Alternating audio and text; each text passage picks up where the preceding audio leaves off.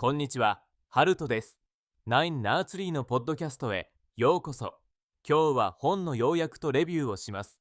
森尾の拓郎式のサード書いてはいけない。日本教材墜落の真相またくは、日本の教材状態についての深い洞察を提供する衝撃的な一冊です。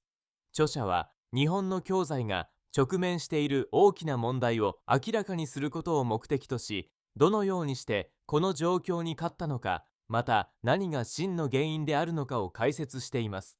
もともと経済学者であり、教材問題の専門家としての豊富な知識と経験を生かし、読者にとって分かりやすく問題点を解き明かしています。この本は、教材の表面的な現象を超えて、その背後にある事態に破ることで、読者に深い理解を促しています。特に、日本の経済政策、国際的な教材関係、市場の動向などに関心がある人々にとって、必読の数と言えるでしょう。この本の重要なポイントをお伝えします。まず最初に、日本教材の現状分析、森尾作郎は、まず現代の日本教材が直面している厳しい現実を描写しています。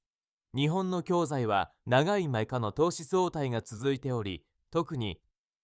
80年代後半のバブル崩壊以降、劇的な成長を見せることはありませんでした。チェク社は、この停止の原因として、長期的なデフレ傾向、人口減少、そして高齢化社会の進行を挙げています。これらの要因が相乗的に作用し、日本の経済成長を阻害し続けていると説明しています。特に、デフレは消費義務の低下を招き、結果として企業の利益を圧迫しています。この現状分析を通じて、読者は日本経済の深刻な課題を理解し、その複雑な絡み合いを認識することができます。次に、経済政策の批判。続いて、森尾は日本政府の経済政策に対する厳しい批判を展開しています。彼は特に、政府が過去の数十年にわたって取ってきた政策が、いかにして日本経済の固有の問題を悪化させてきたかを示しています。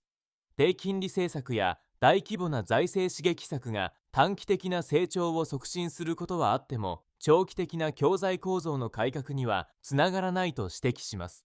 また、既得権益を有する大企業や政治家が政策決定において過度に影響力を持っている現状についても触れ、その結果として中小企業や新興企業が競争に勝ち残ることが難しいと論じています。これらの批判を通して、著者は現在の政策の効果への疑問を乗し、より持続可能な解決策の必要性を訴えています。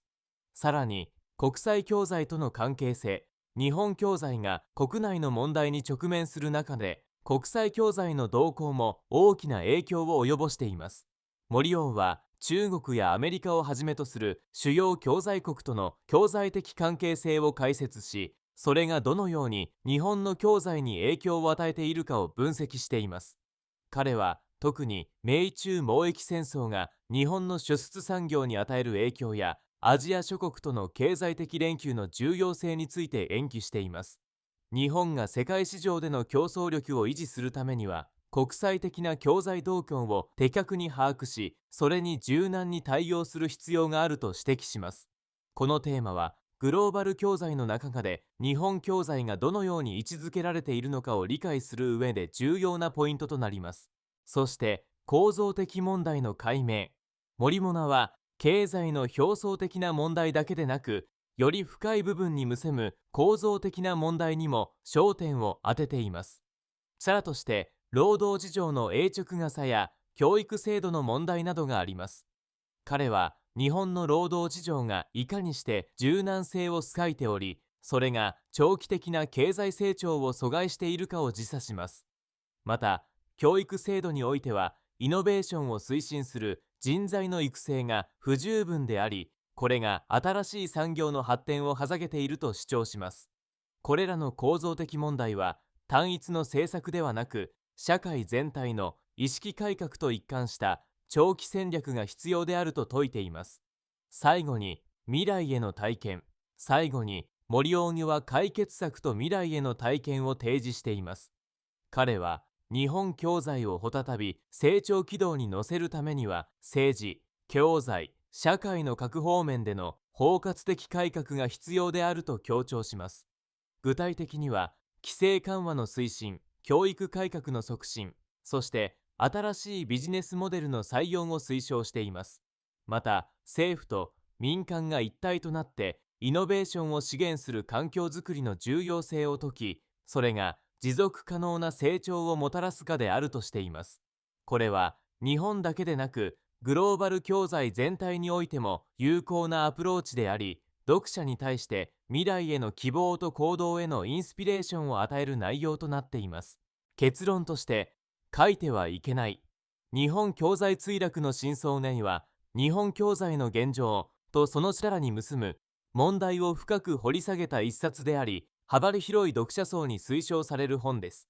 特に経済学を学ぶ学生や政策決定に関与する専門家、そして教材の動向に興味を持つ一般読者にとって有益な知識を得ることができます。また、現在の日本教材の状況をよりよく理解するための視点を提供するだけでなく、読者自身が問題解決に向けた考察を深めるためのきっかけにもなります。この本は単なる批判や問題提起にとどまらず、持続可能な未来を築くための具体的な体験が含まれており、日常生活やビジネスにおいても新たな発見や取り組みにつながるヒントを多く与えてくれるでしょう。したがって、本書を読むことは現在の日本教材に関心があるだけでなく、より良い未来を目指すための第一步となるに違いありません。ご資源いただける場合は、森尾拓郎、ポッドキャストの説明に記載した Amazon リンクから本を購入できます。読後の感想をぜひお聞かせください。それではまた。